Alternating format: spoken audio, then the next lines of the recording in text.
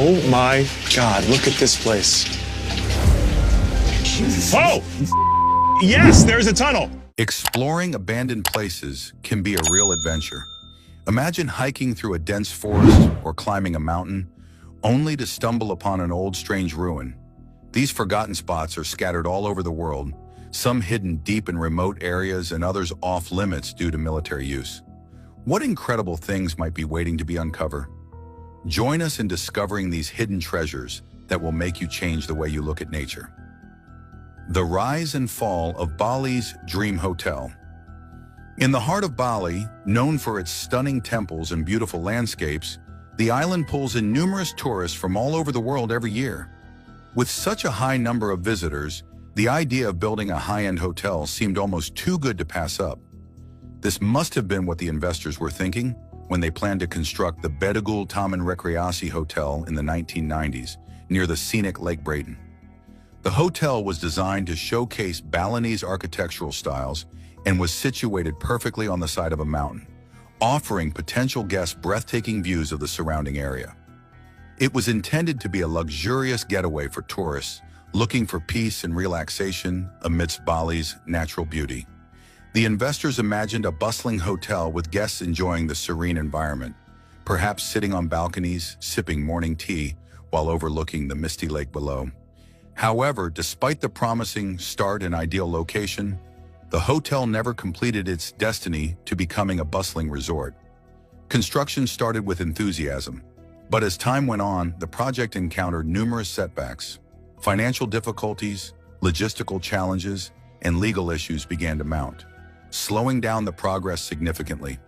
The walls that were meant to echo with the laughter and chatter of happy tourists remained silent, and the halls designed to host lavish banquets were left empty. Over the years, the unfinished hotel turned from a potential paradise into a shell of broken dreams. The structure, half-built, was left to face the harsh elements alone, resulting in its gradual decay. Plants and vines began to creep over the stone and plaster, and the once clear and vibrant paint faded under the relentless sun and rain. Local people started to whisper about the place, saying that it was cursed. They believed that the spirits of the workers who tragically lost their lives during the construction haunted the site, adding a layer of eerie atmosphere to the already somber scene. These stories spread throughout the community, and the site became known more for its ghostly tales than for its unrealized potential as a luxury resort. On the outskirts of Kiev, the bustling capital of Ukraine, there's an unusual structure that stands out against the backdrop of dense pine forests and quiet residential areas. It's enormous, about the size of a football stadium, and its design resembles something out of a sci-fi movie, a giant flying saucer that seems to have made an accidental landing on our planet. This remarkable building is known as Bus Depot No. 7, a relic from the era of the Soviet Union. Built in 1973, it was far more than just an ordinary bus station. It was a vital part of Kiev's infrastructure, serving as a major hub for bus routes both within Ukraine and across international borders. The depot was bustling with activity. It was a place where travelers would start their long travels to far-off destinations or return home after long periods away. Over 1,400 people worked at Bus Depot No. 7, making it one of the largest employers in the area. It housed over 400 buses, which were not only dispatched from here on their various routes, but also brought back for maintenance and repairs. During the harsh Ukrainian winters, the depot was especially important, providing shelter and necessary repairs to ensure that the buses could operate smoothly despite the freezing conditions. The design of the depot was as functional as it was futuristic. Its wide circular structure allowed for maximum efficiency in handling the large number of buses and travelers. Inside, the depot was a hive of activity, with buses coming and going, mechanics busy at work, and travelers bustling about, waiting for their next ride. However, the fall of the Soviet Union brought significant changes. The economic shifts and changes in political landscapes led to a decrease in the depot's use and importance. By the mid-1990s, the bustling activity had significantly reduced, and by the early 2000s, it was clear that the glory days of Bus Depot No. 7 were over. The once crowded platform saw fewer and fewer buses, and the staff numbers dwindled. In Budapest, an old building stands, hinting at its grand past, The Kellenfeld Power Station, now a quiet monument, whispers stories of its days of glory. The power station's elegant facade. In Budapest, along the picturesque banks of the Danube River, the Kellenfeld Power Station stands as a striking testament to Hungary's rich industrial history. Built in 1914, this facility was once among the most powerful electrical plants in Europe, a beacon of energy production during a time when industrial advancements were rapidly transforming the continent. The power station's architecture is a notable example of Art Deco design, which allows it to blend seamlessly with its urban surroundings, despite its industrial nature. To the untrained eye, the building could easily be mistaken for a grand cultural institution rather than a power plant. Its facade is elegant and imposing, suggesting a significance that goes beyond its original utilitarian purpose. Operational until 2007, the Kellenfeld Power Station has since been designated a protected heritage site, ensuring its preservation for future generations. Parts of the building have been converted into private properties, while others have been transformed into a kind of museum where the public can explore the remnants of its operational past. Visitors to the site can admire the preserved machinery and turbines, which offer a glimpse into the past century's engineering feats. However, the control room is the real highlight, often described as a scene from a Jules Verne novel. It features an array of original levers, instruments, and a distinctive glass ceiling, all styled in Art Deco. Nestled on the island of Rügen along the Baltic Sea, Prora stands out as a remarkable structure. It stretches for almost 2.8 miles, a testament to its grand design from the Nazi era, known for its massive building projects across Germany and Europe. Prora was initially planned in the 1930s by an organization called Strength Through Joy, which aimed to create a massive holiday spot capable of accommodating 20,000 vacationers. Its vision was to offer a retreat where ordinary people could enjoy the beauty of the sea and relax from their daily routines. However, this dream was interrupted by the outbreak of World War II, which shifted the focus from leisure to military necessities. During the 1950s, the once promising holiday haven transformed into a restricted military zone. The buildings that were supposed to house happy holiday goers were instead used as barracks by the GDR border troops, serving a completely different purpose than originally intended. After the war, as Europe underwent a significant political shift in 1989, Prora's fate hung in balance. The area faced neglect, and debates swirled around its historical importance and lack of a clear plan for its use, causing it to slowly deteriorate. It wasn't until the mid-2000s that a resolution came about. In 2004, agreements with private investors and the hotel industry breathed new life into Prora. This collaboration led to the transformation of the site into a seaside resort, fulfilling, at least in part, its initial purpose as a place for relaxation and enjoyment. Today, Prora attracts visitors with its historical significance and the stunning views it offers of the Baltic Sea, finally becoming the holiday destination it was meant to be. The Duga Radar, located in the north of Ukraine, is one of the most intriguing abandoned sites globally, especially famous after the Chernobyl disaster. It became accessible to the public in 2011 when the government began allowing tours of the nuclear contaminated zone, which included this massive, strange structure. Built during the Soviet times, the Duga Radar remains an imposing sight, with its large antennas and machinery stretching across the landscape, visible for miles around. Its exact function was never fully disclosed, adding to the fascination with this giant structure. The radar itself is a colossal installation made up of countless antennas and turbines, standing 492 feet tall and extending for 2,300 feet. This makes it a formidable sight, almost like a giant wall rising out of the landscape when seen from a distance. Up close, its scale and complexity become even more apparent, making it a magnet for those who love exploring places that feel as if they are frozen in time. Despite its openness to the public, visiting the Duga Radar isn't straightforward.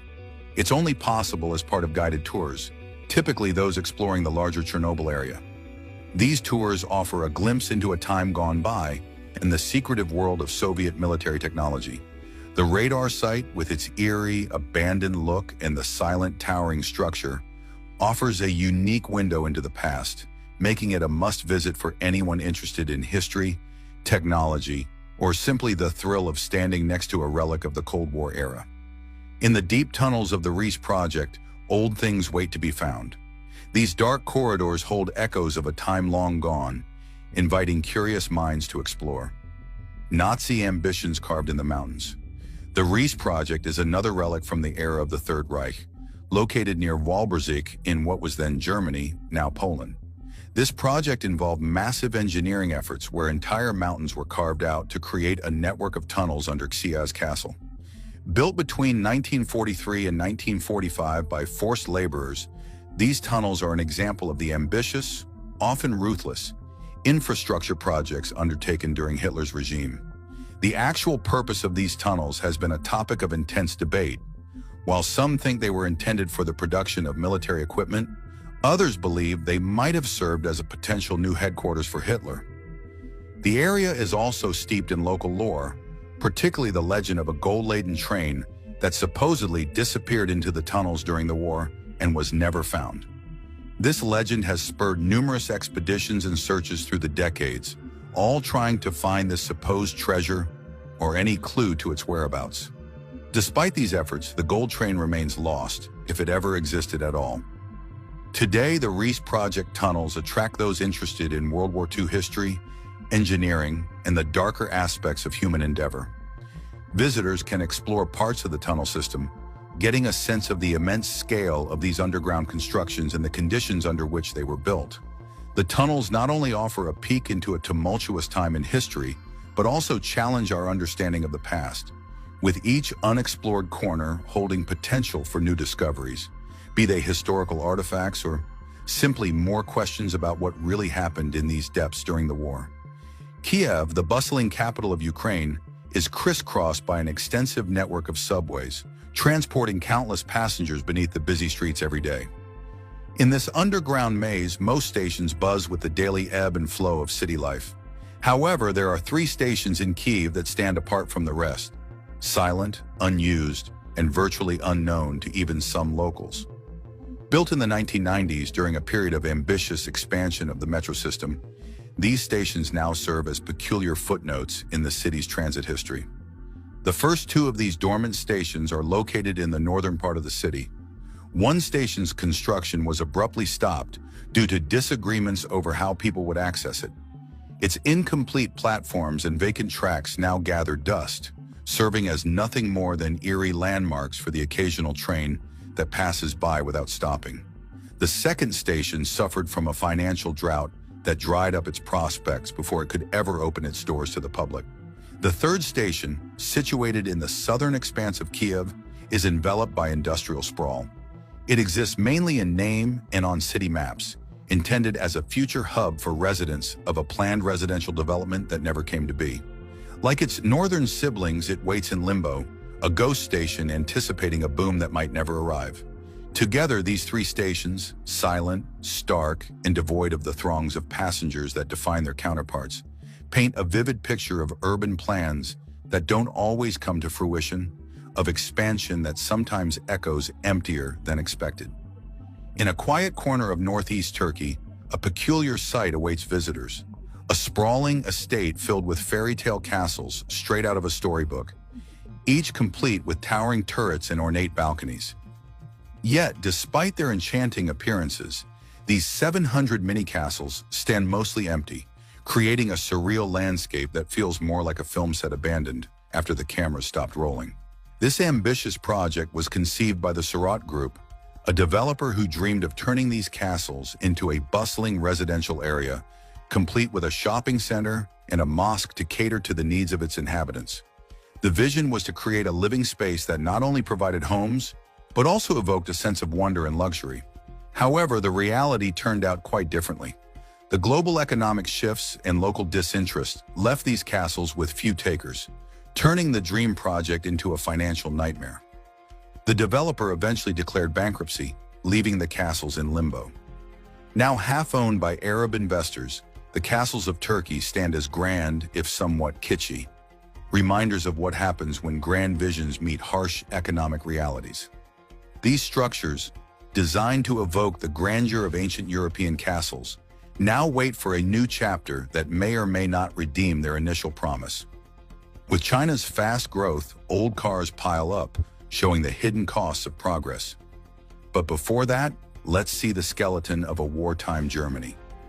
The grand stadium that never was. During the days of National Socialism in Germany, the regime's leaders dreamed big, and one of their most audacious dreams was the construction of the German stadium in Nuremberg. This stadium was envisioned as an architectural marvel that would dwarf nearly every other stadium in the world, designed to hold a staggering 400,000 spectators. Albert Speer, Hitler's chief architect, was tasked with bringing this monumental vision to life, a testament to the regime's desire to impress and intimidate through sheer scale.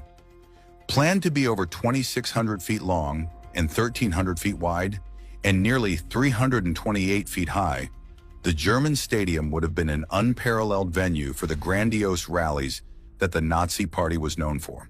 However, the outbreak of World War II put an abrupt stop to these plans. The resources and attention of the nation turned towards the war effort, leaving the plans for the stadium as nothing more than a series of drawings and models. Today, the idea of the German stadium is a stark reminder of the era's grandiosity and its ultimate futility. Had it been built, it likely would have shared a similar fate with Prague's Strahov Stadium, which, despite its vast capacity, is now largely used for smaller, less glamorous purposes. The German stadium, had it come to fruition, might have served as a powerful symbol of Nazi ambition, but instead it remains a powerful lesson on the limits of hubris and the transient nature of power. China has been on a fast track to development, and with this economic boom has come a significant increase in the number of new cars on its roads. As more Chinese citizens enjoy higher incomes, the demand for sleek, new vehicles has soared. However, this rise in automotive consumption has been coupled with an environmental initiative from the government to reduce pollution by removing older, emission-heavy vehicles from circulation. This policy has created an unintended consequence: a burgeoning pile of discarded vehicles. These unwanted cars, trucks, and mopeds have started accumulating across the country, forming vast automotive graveyards that present both an eyesore and an environmental hazard. Some of these vehicle graveyards are situated on the outskirts of major cities, creating industrial wastelands that mar the landscape. In Yiwu, for example, the outskirts are home to an enormous dump site for trucks, transforming what might have been ordinary suburban areas into metal wastelands. Meanwhile, in the heart of Hangzhou, a massive pile of scrap metal sits incongruously amid urban life, disrupting the city center's aesthetic and functionality. Near Chongqing, a different yet equally grim scene unfolds in a quiet forest where hundreds of once busy yellow taxis now rust quietly away from bustling city streets. These car graveyards are not just an issue of space and unsightliness. They also pose significant environmental risks. The leaking fluids and rusting metals contribute to soil and water pollution, potentially affecting nearby communities and ecosystems. Furthermore, the sheer scale of these sites highlights the challenges China faces in managing its industrial and consumer waste. Solutions for recycling and properly disposing of these vehicles are urgently needed to prevent further environmental damage and reclaim valuable land lost to vehicle dumps. As China continues to develop and urbanize, the problem of how to handle old vehicles is becoming more pressing. Innovative recycling programs and more robust environmental policies are required to tackle the growing heaps of automotive refuse. These initiatives not only need to address the environmental impact, but also consider the aesthetic and health implications for the populations living near these sites. The situation calls for a concerted effort from both the government and private sector to find sustainable ways to deal with the country's automotive afterlife. Are these abandoned places simply remnants of the past, or do they hold things that could change our understanding of history? What do you think? Let us know in the comments, and don't forget to like and subscribe for more.